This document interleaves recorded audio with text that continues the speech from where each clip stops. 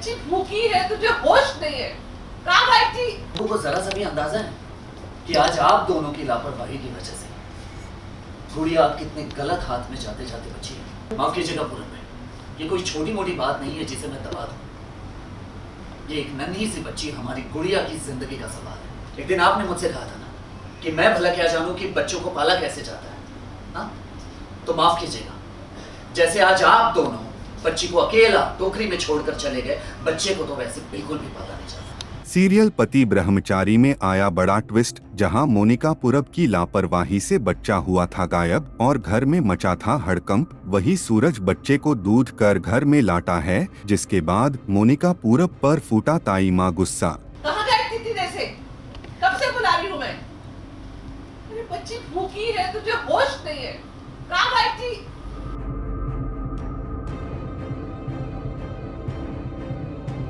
जी हां, सीरियल पति ब्रह्मचारी की कहानी में एक बार फिर हाई वोल्टेज ड्रामा देखने को मिल रहा है, जहां मोनिका और पूरब की बड़ी लापरवाही का खामियाजा पूरे परिवार को भुगतना पड़ता है। जब घर से बच्चा चोरी हो जाता है, बच्चे के गायब होने की खबर मिलते ही पूरे घर में अफरा तफरी मच जाती है।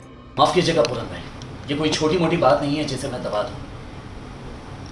ये एक नन्ही सी बच्ची है, हमारी गुड़िया की जिंदगी का सवाल है। लेकिन आज जैसे आप दोनों बच्चे को दुकान पर छोड़कर अकेला चले गए, बच्चे वैसे तो बिल्कुल भी नहीं पाले जाते। वही सूरज बच्चे को दूध कर लाता है जो दुकान पर मिलता है। वही इस घटना के सामने आते ही ताई माँ का गुस्सा 7वें आसमान पर पहुँच जाता है। वह मोनिका को इस लापरवाही के लिए जमकर फटकार लगाती हैं। कहाँ चली गई थी मेरी बच्ची? अपनी माँ को छोड़ के कहाँ चली गई थी? कहाँ गायब थी इतने से? कब से बुला रही हूँ मैं? अरे बच्ची भूखी है, तुझे होश नहीं है, कहाँ गायब थी? वहीं सूरज भी अपना आपा खो बैठता है और गुस्से में मोनिका को कड़वी बातें सुना देता है। और मोनिका भाभी, आप तो माँ है ना? हाँ? लेकिन अक्सर मैंने आपको गुड़िया के साथ सौतेला व्यवहार करते हुए देखा है। ऐसा क्यों?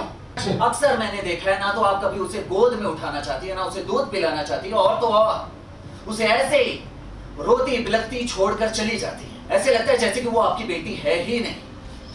क्यों ऐसा क्यों करती हैं? क्या आपके भी दिमाग में वही सड़ी गली सोच पल रही है कि ये बेटा नहीं बल्कि बेटी है? हालांकि हालात को संभालने की कोशिश ईशा करती है, लेकिन वह कमरे से बाहर नहीं आ पाती क्योंकि उसे चिकन पॉक्स हो गया है। बेटी है इसलिए कुछ भी करेंगी इसके साथ आप। हाँ, अगर ऐसी सोच है आपकी तो आप एक बार खुद को देख लीजिए कि आप भी किसी की बेटी हैं। और इतनी गरीब होने के बावजूद आपकी माँ ने आपको प्यार से पाला, इसलिए आज आपका वजूद है। ईशा की मजबूरी और घर में मचे इस बवाल से कहानी और भी ज्यादा इमोशनल और इंटेंस मोड ले लेती है।